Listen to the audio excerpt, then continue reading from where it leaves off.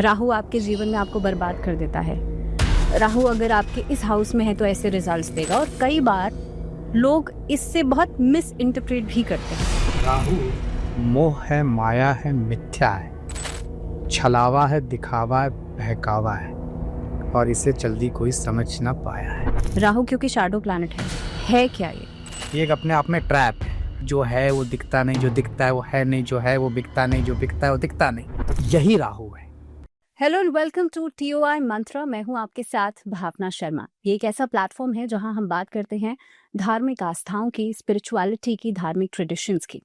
आज का जो हमारा टॉपिक है वो अपने आप में बड़ा दिलचस्प है, क्योंकि ये जो टॉपिक है ये मिस्ट्री से भरा हुआ है। लोग अलग अलग गणनाएं करते हैं, अलग अलग कैलकुलेशंस करते हैं, लेकिन उसके बावजूद भी बहुत कम लोग इसे समझ पाते हैं। बात कर रहे हैं आज आपकी कुंडली में बैठे राहु की। राहु क्या है, किस तरह से आपके जीवन पर असर डालता है, और खास तौर पे राहु कौन से हाउस में आपको कैसे रिजल्ट्स देता है। और इस पर मुझे लगता है प्रतीक भट्ट जी से ज्यादा बेहतर कोई नहीं बता सकता, क्योंकि एक एस्ट्रोलॉजर के साथ साथ राहु के बहुत जाने माने विशेषज्ञ भी हैं। बहुत बढ़िया प्रिडिक्शंस करते हैं राहु की से जुड़ी हुई कैलकुलेशंस के ऊपर। तो सबसे पहले तो प्रतीक जी, स्वागत है। बहुत बहुत धन्यवाद आपका। प्रतीक जी, राहु को लेकर के बहुत सारी अलग अलग तरह के मिथ्स भी हैं। राहु आपके जीवन में आपको बर्बाद कर देता है। राहु अगर आपके इस हाउस में है तो ऐसे रिजल्ट्स देगा, और कई बार लोग इससे बहुत मिस इंटरप्रेट भी करते हैं। सबसे पहला सवाल, राहु क्योंकि शैडो प्लैनेट है क्या ये?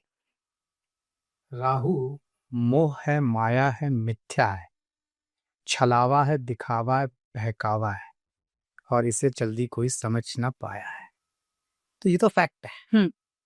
ये एक अपने आप में ट्रैप है। और ये इंस्टा, ये टिकटॉक, ये रील्स जो है वो दिखता नहीं, जो दिखता है वो है नहीं, जो है वो बिकता नहीं, जो बिकता है वो दिखता नहीं। करेक्ट। तो यही राहु है। समझ नहीं आ रहा है। आपने एक चीज बोली, छाया है। करेक्ट।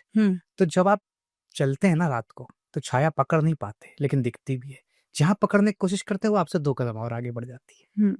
यही राहु है। क्योंकि वो धड़ है नहीं है, फेस है, उसका दिमाग है।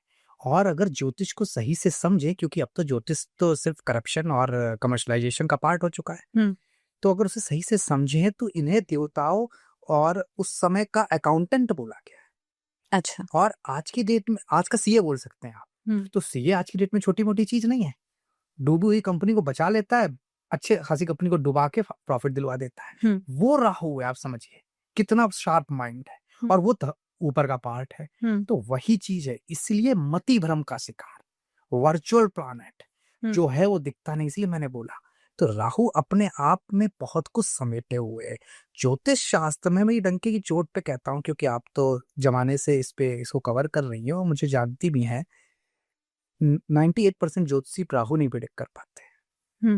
जैसे कि एक फेमस टैरो कार्ड रीडर हैं, उनका मैंने प्रिडिक्ट किया था राहु की दशा अच्छी जाएगी।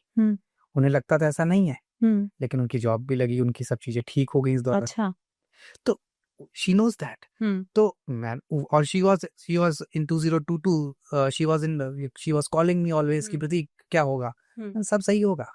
हाँ, पर्सनल लाइफ हो सकती है, क्योंकि राहु का काम ही वही है।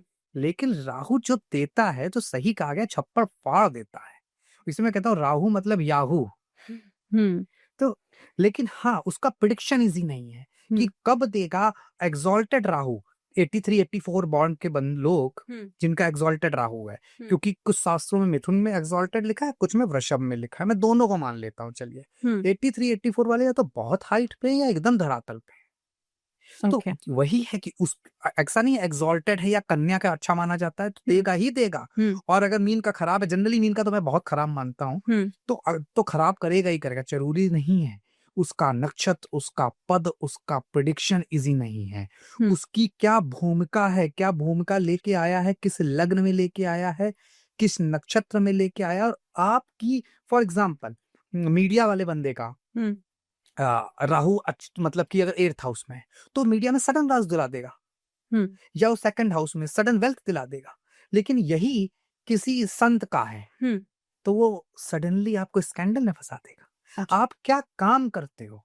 तो ज्योतिषी क्या करते हैं? अच्छा, 4th हाउस, माँ को कष्ट, तो ज्योतिषी क्या करते हैं, इसको जनरलाइज कर देते हैं। फोर्थ हाउस का राहु है, माँ को कष्ट होगा, घर में सुख शांति नहीं होगी। भाई फोर्थ हाउस का राहु मल्टी मिलेनियर बना के दिल्ली एनसीआर में 10 बंगले भी खड़ा करा सकता है।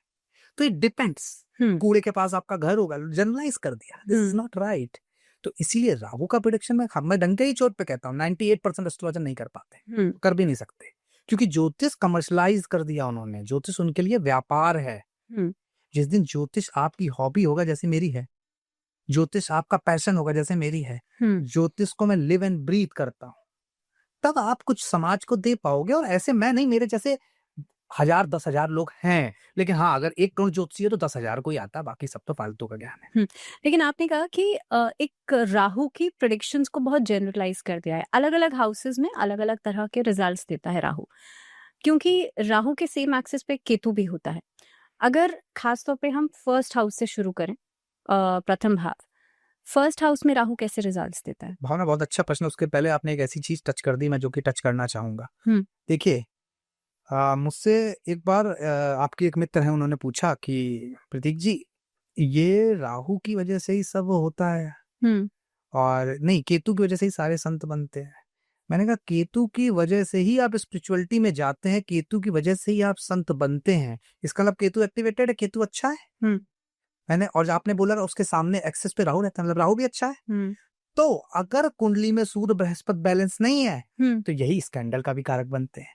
तो आजकल जो चल रहा है ना कि ये बाबा वो फला, कहीं यहाँ पे फंस गए, कहीं वहां, वो यही वजह है। केतु था इसीलिए प्रसिद्धि मिल गई, स्पिरिचुअल फील्ड में बहुत बड़ा नाम बन गए। लेकिन राहु भी, अगर केतु एक्सॉल्टेड हो तो राहु भी एक्सॉल्टेड हुआ, तो वो करेगा ही करेगा।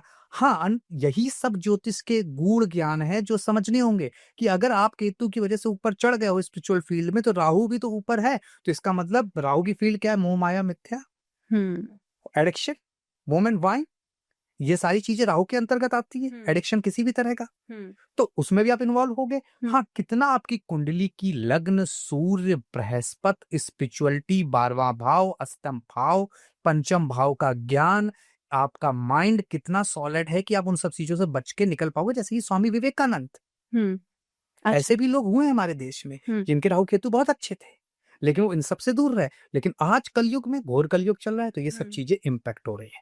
अब आपके प्रश्न पर आते हैं।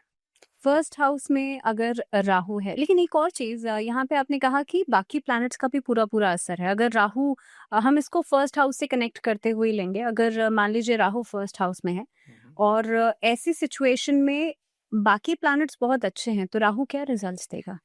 देखिए, राहु फर्स्ट हाउस में एम्बिशियस बनाता है, अच्छा, हैवी एम्बिशियस बनाता है। और अगर राहु अच्छा हो गया फर्स्ट हाउस में तो जीवन के सारे सुख दे देगा, क्योंकि राहु का काम है मेटलिस्टिक गेन कराना। उसका कोई ताल्लुकात नहीं है स्पिरिचुअलिटी से। अच्छा, लेकिन भगवान से बड़ा डरता है वो, क्योंकि जानता है ये मेरा वध कर देते हैं, काट देते हैं मुझे। भगवान से डरता है। तो आप देखेंगे जिनका भी राहु स्ट्रांग है वो पूजा पाठ कब करेंगे? कम करेंगे, खूब करेंगे। अच्छा, और वो दूसरा उनका एक फ्लिप साइड होगा, मेट्रिस्टिक हैवीली होंगे। वो हेवली मेट्रिस्टिक होंगे। वो अच्छा घर, अच्छी गाड़ी, अच्छे परफ्यूम, वाइन, विस्की, सब बॉटलें उनके यहाँ मिलेगी, लेकिन पूजा पाठ भी बराबर करेंगे। तो this is the magic of Rahu, जो एस्ट्रोलॉजी में समझना पड़ेगा। तो फर्स्ट हाउस में यही देता है वो। फर्स्ट हाउस में हैवी एम्बिशन देता है।